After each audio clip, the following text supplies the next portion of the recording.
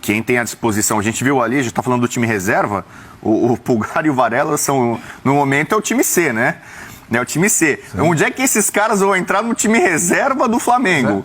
Né? Porque o Varela olha o Mateuzinho jogando hoje, ele fala, puxa, não vou ter que correr, hein? Vou ter que jogar. E aí você vê o meio campo ali, o Vidal, que para mim não é reserva, o Vidal para mim vai ser titular.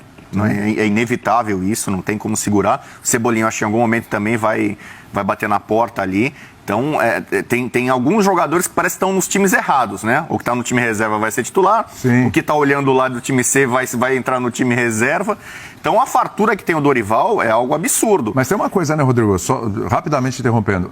Para valorizar ainda mais o trabalho do Dorival, acho que assim, se a gente pegar os últimos treinadores, aí Rogério Ceni, o Domenech Torrent, o próprio Renato Gaúcho e tal, o Paulo Souza, eles também tinham fartura. Tinham fartura, mas...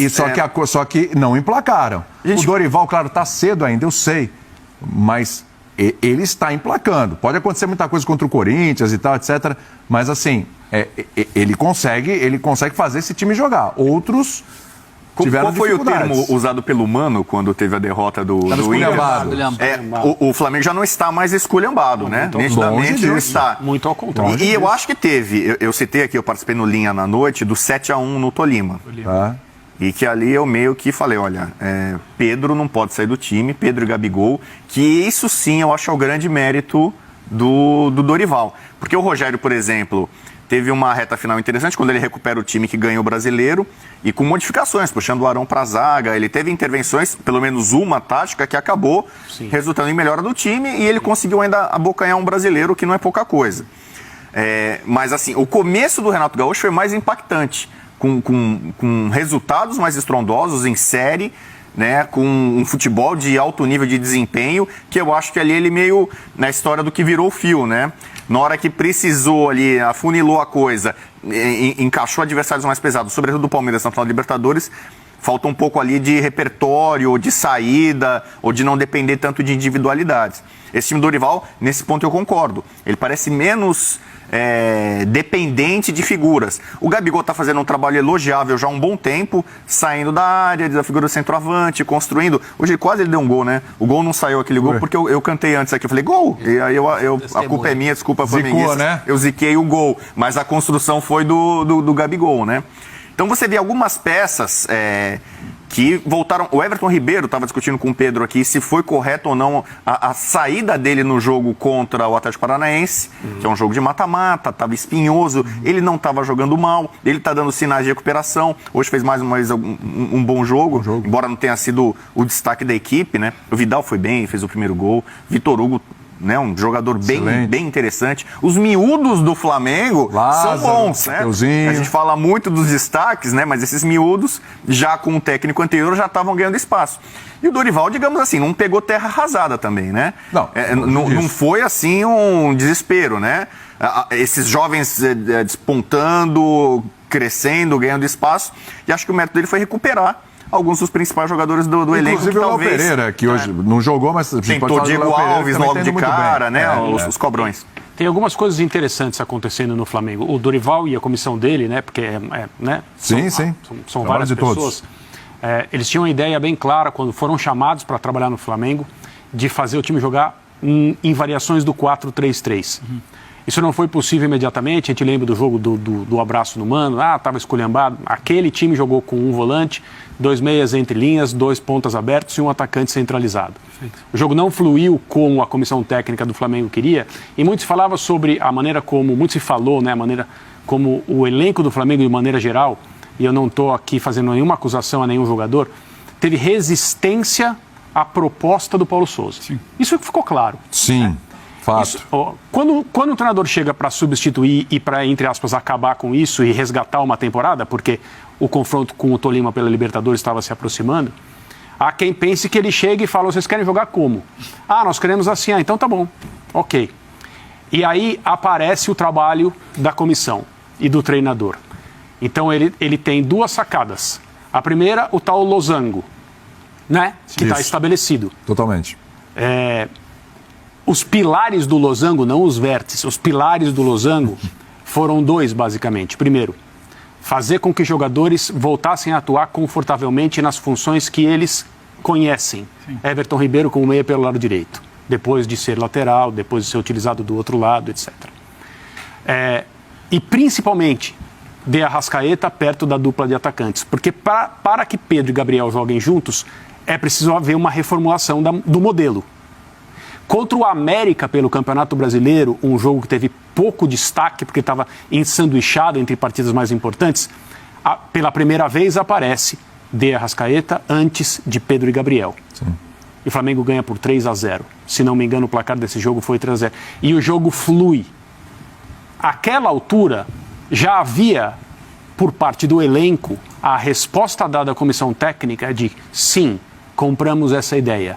Vamos evoluir juntos, porque assim achamos que a nossa chance de vencer, etc., é maior. Então, passos a seguir. Haver um entrosamento melhor entre Pedro e Gabriel, no sentido de cada um jogar para si e também para o outro, sem que a carga fique muito desequilibrada. Uhum. E, evidentemente, acomodar os jogadores que estão chegando, que, como disse o professor, não chegaram para ser do grupo. Sim, sim. Né? Então, isso é um problema, entre aspas, porque, teoricamente, o time decolou. Então, se você coloca peças novas, você arrisca. Claro. Né? Mas quem não quer ter Vidal e Cebolinha para acrescentar ao elenco? E só para terminar, tem uma outra coisa legal, que é informação, não é apenas opinião. O vídeo normalmente é utilizado no futebol para corrigir problemas. Uhum. E no Flamengo isso acontece também, mas hoje acontece também o contrário. Então, um exemplo que eu ouvi. Assim, nesse sistema atual, estou falando do time titular. Quando a bola cai em um dos lados, seja pelo lateral que está mais aberto, seja por um atacante que cai por aquele lado, é preciso que haja um movimento de alguém para atacar a linha defensiva do adversário no espaço que é aberto. A comissão técnica do Flamengo não determina quem é esse jogador. Ela só diz, é preciso que isso aconteça. Uhum. E deixa a critério dos jogadores entenderem o que é melhor fazer. No jogo contra... Qual foi a goleada? Tolima? Tolima 7-1. Não, a última. Mineiro 3. O que só teve gol de cruzamento. Juventude, que foi no Nordeste, né? Brasília. Brasília, perdão, Brasília. Nesse jogo, os jogadores do Flamengo deram soluções diferentes ao que vinha acontecendo, justamente para conseguir jogar melhor pelos lados, o que é um problema do Losango, um problema, digamos, conceitual do Losango, é jogar e marcar pelas laterais. Ele corre por dentro, prioritariamente.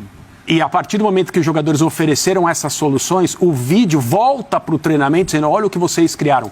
E os jogadores passam a criar movimentos padronizados sem que eles percebam. É sensacional. É um misto de organização pré-determinada, entregue aos jogadores em treinamento, com espaço para intuição e tomada de decisão de jogadores que são absolutamente acima da média. Sim. Quase todos eles.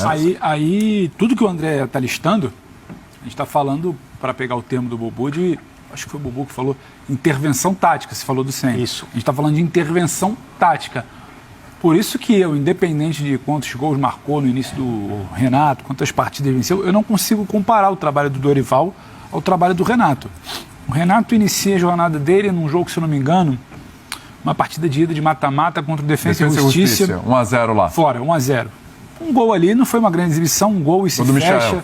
E ninguém naquele momento imaginava que o Flamengo poderia vencer e vence e começa. O Renato, ele tem em português claro, ele tem muito mais uma ideia de não atrapalhar e deixar todo mundo confortável, porque tem isso do Renato. Se todo mundo estiver confortável, o meu vestiário está tudo bem. Tem muito mais disso do que de intervenção tática. Aí o André já desenhou isso tudo. Hoje, se você para ver o jogo, o início de jogo, ele te mostra um Vidal pela esquerda. Quando todo mundo passou semanas debatendo, será que o Vidal vai jogar pela direita, onde ele constrói, vai sair o Everton, se não vai sair o Everton, vai dar o desenho do meio de campo? Isso não é por acaso, isso teve uma conversa, e o Vidal vai muito bem por ali.